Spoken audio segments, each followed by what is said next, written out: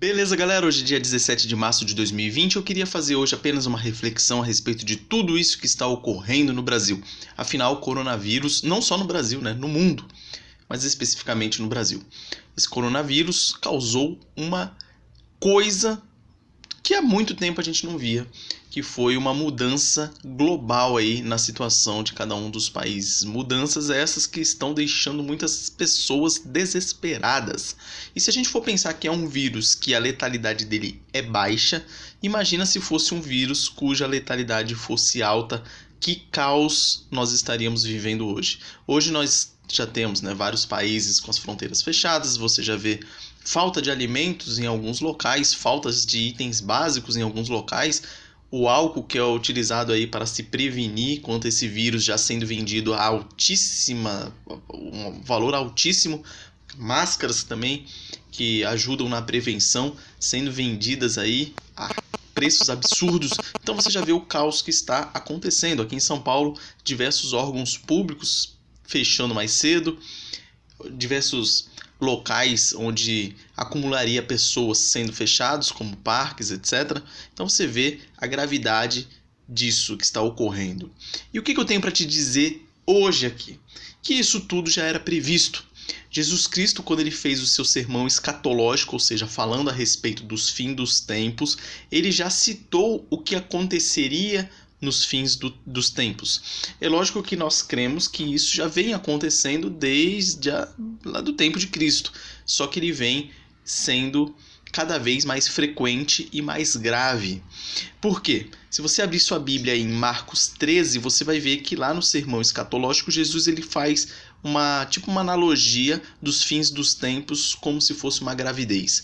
Então ele vai falar lá do princípio das dores, como se fosse uma mulher grávida ali quando ela começa a ter as contrações. Depois ele vai falar sobre a grande tribulação, aquele período que a mulher está prestes a dar à luz, a dor eu não sou homem, não sei mensurar, mas é muito forte, todo mundo sabe.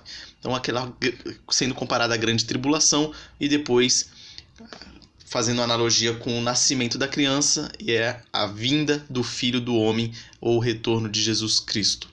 Então ele faz essa comparação e lá em Lucas, que é o que eu quero que você abra sua Bíblia se você tiver aí para ler junto comigo aqui, lá no seu versículo, no capítulo 21, versículo 9, vai dizer assim, ele está falando do princípio das dores aqui. Quando ouvirdes falar de guerras e revoluções, não vos assusteis, pois é necessário que primeiro aconteçam estas coisas, mas o fim não será logo. Então lhes disse, levantar-se-á nação contra nação e reino contra reino, haverá grandes terremotos, epidemias e fome em vários lugares, coisas espantosas e também grandes sinais dos céus. Aqui ele está citando o que acontecerá no fim dos tempos. Lá em Timóteo, Paulo, quando ele escreve ao Timóteo, ele vai falar também a respeito da apostasia, de falsos mestres, de falsas doutrinas. E isso tudo a gente vê hoje e com uma frequência cada vez maior. E tendo em vista a globalização na qual vivemos hoje, o resultado disso é impressionante. Eu acredito que a peste negra, quando ocorreu na Europa, ficou naquela região da Europa. Não veio aqui para a América. E agora você vê que o vírus que apareceu lá na China já circulou pelo mundo inteiro e tem tendências a aumentar. Mas que isso sirva de alerta para nós. Como diz lá em Hebreus, se você também tiver sua Bíblia aí, abra. Hebreus capítulo 3, citando o Salmo 95, ele vai dizer aqui no versículo 8.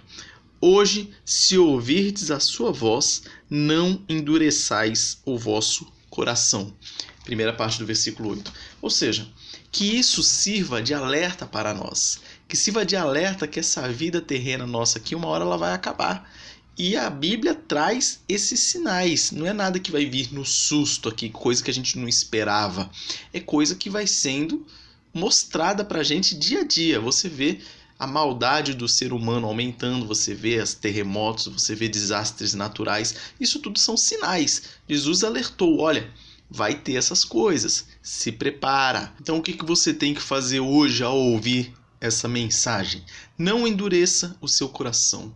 Arrependa-se dos seus pecados, creia em Jesus Cristo, aceite-o como único e suficiente Salvador da sua vida e que essa palavra embora esteja falando de desastres que estão acontecendo e que vão piorar, que sirva de consolo, porque você sabe que tudo isso que está acontecendo agora terá um fim.